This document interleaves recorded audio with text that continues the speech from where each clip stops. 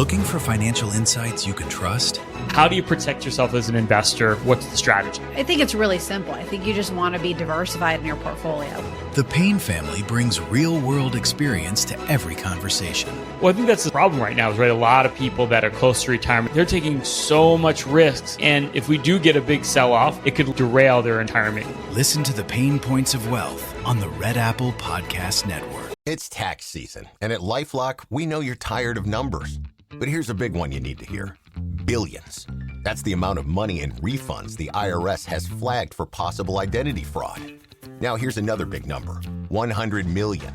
That's how many data points LifeLock monitors every second. If your identity is stolen, we'll fix it guaranteed. One last big number. Save up to 40% your first year. Visit LifeLock.com/podcast for the threats you can't control. Terms apply. Now let's go to one of the great experts there in the country, Sergeant Betsy Brantner Smith, former Chicago area police officer, also spokesperson with the National Police Association. She was a hostage negotiator, receiving training from the FBI, and also calling us from Tucson. So she is right there on the scene. Betsy, what have you heard about this person detained? The new news is just coming out, and you may already be aware of it, that somebody was detained in a traffic stop south of Tucson just a few minutes ago. Your thoughts? Yes, we're hearing that. We're also hearing an unsubstantiated report of somebody being transported to a hospital. So I'm working on that as well. But yeah, we knew, Rita, when this video came out, that somebody was going to recognize this person, whether it was law enforcement, whether it was a neighbor, a friend, a relative, whatever, and that the leads were going to start coming in fast and furious. We've also had, I got to give a shout out to the media here on the ground in Tucson. Of course, we have international media here.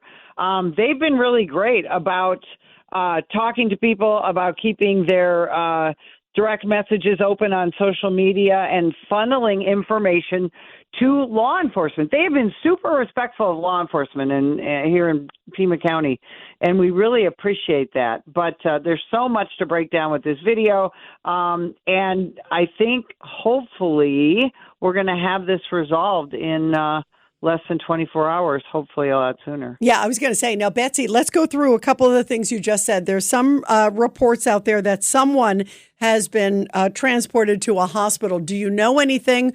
I mean, are we suspecting it might be a nefarious person, or are we suspecting it might even be Nancy Guthrie?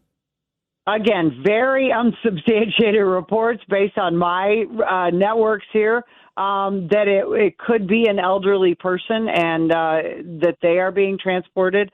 That's a very hopeful sign. Again, I cannot substantiate this, so I don't want to put it out there, but I thought I'd just let people know that we are talking here in Pima County, and that the media, as well as our law enforcement sources, feel very hopeful with a lot of this. There's a lot of hope just in the last couple of hours.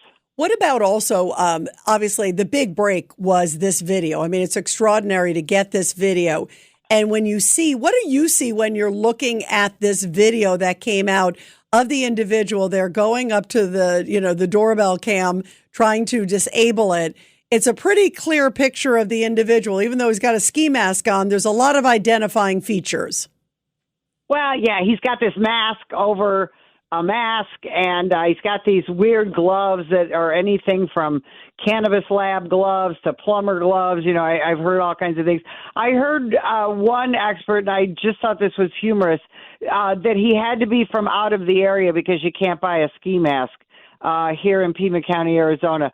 We actually have skiing here in Pima County about a half an hour away, snow skiing. So, you know, there's a lot of, quote unquote, a lot of experts that are talking about things. Here's the deal. And a lot of people are saying this guy's a clown. He's bumbling. He doesn't know what he's doing. My take on watching this guy is that he's overly confident. And I think he is approaching that door and goofing around with the camera and things like that because he's not worried about being caught. He doesn't seem to be worried about anyone being in that house that's going to call 911. I'm 20 years older than Nancy Guthrie, and if somebody comes and sets off my Ring camera at 2 a.m, you can darn well believe that I'm going to be calling the sheriff's department. And so I really think that's a place that they need to focus. And, again, we not to bash the sheriff's department. God bless our Pima County Sheriff's Department, but there's some leadership issues and things that should have gotten done immediately did not get done, including the interrogations, the appropriate interrogations of the family members and things like that. So again, I also believe in watching this guy in the video, Rita, that this isn't the first time he's been there and that he's comfortable there. And that he doesn't seem to be worried to me at all. And lastly, he's front carrying that pistol, and a lot of people are saying, right? It's he doesn't know what explain he's it. doing. By the way, we had a couple callers earlier. Explain why he's carrying it the way he is. Right. That's called a Mexican carry. It's a very common thing with cartel members. Not that I think this is a cartel situation, but we are 80 miles from the border. It's also certain gang members, including sometimes you'll see that with Tren de Aragua gang members will do that. It also seems like, he's got a holster that doesn't match the gun, that somebody, gave him a gun. Here you go, use this, do that. I think he was definitely at the right house. In other words, this is not a random crime that he was going after Nancy Guthrie. But again, we don't know if he's going after Nancy Guthrie because she's Savannah Guthrie's mother or because she's just a fairly well-to-do lady in a nice, very dark neighborhood. You hit it on the head. It does look, though, like he clearly was going to get something inside or somebody inside. He also, what do you make of the fact his backpack is full on the way in? Because if his objective was a robbery gone awry or to rob her, you wouldn't have a full backpack unless he's been hitting up other houses, and there's been no reports of other houses that were hit up by this guy, at least in that time frame. So what do you think he's carrying in that backpack? And then also, Betsy, so many distinguishable features about him. I keep going back to these eyebrows because I'm looking at the pictures now. These eyebrows are like well-manicured eyebrows, and it almost looks like he's a girl, but I think it's a guy, but they're very odd eyebrows. I really thought about that because, also that front carry of a gun is something females do a lot more than males do because we have different concerns. And, but yes, those well-manicured eyebrows and he's either holding a light in his teeth, which I think is what that is, but it could be metal. There's all of that. But that backpack, Rita, that backpack is stuffed to the gills with all kinds of things. If you're going to do a burglary, you're not taking a full backpack. So that it was likely things to be able to control Nancy Guthrie, unfortunately. And again, but why wasn't he worried about her calling the police? I know the FBI has already said they have multiple persons of interest. I suspect that there was somebody in that house that was already doing what needed to be done in there. And this guy was coming number two to the party here to do whatever nefarious activity that they were going to do. I also know that we have now our SWAT team, our Pima County SWAT team, deployed earlier. So did the bomb squad. Bomb squad is back at the station. SWAT teams are still out, 2 different trucks. But we also have the FBI hostage rescue team here, and they have a great deal of expertise in rescuing hostages.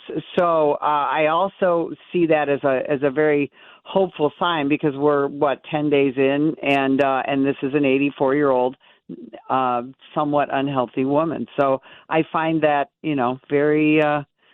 Very hopeful. One of the other things, absolutely. And listen, let's pray that there's a safe return of Nancy Guthrie. That would be an extraordinary and beautiful moment. The thing, Betsy, that I kind of also keep going to is exactly like you said. He looks so comfortable going into the house. He's in the house for 41 minutes, if you believe the time frame from when the camera was disabled that we were told to when they see sort of movement afterwards. So that's one thing. The other thing I'm wondering, they also said that there was a lot of footage that they had not released. So that we know that there were cameras. Remember, there were security cameras on the roof that they took. There were other things. I wonder if they captured some other moments that we just have not seen, to your point, that maybe somebody else was involved, or maybe the departure of this individual with Nancy Guthrie. Well, and, the thing with this footage is it really takes time. Google has gotten involved. This is a Nest camera, that's their product. And they have to literally sort of strip the data, if you will, from this camera, because, again, she didn't have the subscription, all that. They've got to strip little pieces of data, if you will, and turn them into photographs. So that takes time. But, you've heard some things in the last few days, including, let's not forget, President Trump on Air Force One a few days ago saying, I think we're going to have something definitive soon. I think that perhaps this video was available perhaps a couple of days ago, and I think that the FBI is working multiple angles on this, that maybe they already had persons of interest. Now it's time to release the video to see if we can get cooperation of the public. Don't forget, Samantha Guthrie herself put out a video 24 hours ago begging people to get involved, begging people to help. It was a really different tone.